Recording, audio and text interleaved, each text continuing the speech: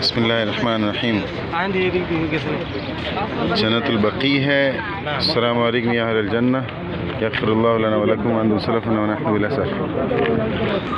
यहाँ सैयदना उस्मान रज़ियल्लाहु तआला अन्हु का मज़ार शरीफ भी है, बीबी फ़ातिमा रज़ियल्लाहु तआला अन्हा का मज़ार शरीफ भी है, और काफ़ी कबायर सहाबा, सहाबियात, ताबईन, ताबईयात, तबा ताबईन, एक तादाद है बुज़ुर्गों की। बहुत बड़ा ये कब्रिस्तान है पहाड़ के ऊपर।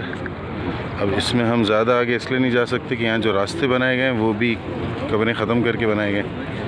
बस अब इसमें कौन सी किसकी कब्र है पता नहीं होता, क्योंकि यहाँ हमारे कब्रिस्तान में निशानियाँ लगती हैं, यहाँ नहीं लगती। और बहुत रश है इस वक्त। कभी मतलब आमतौर पे नमाज के वक्त खुलते हैं और उस वक्त हमेशा ही रश होता है।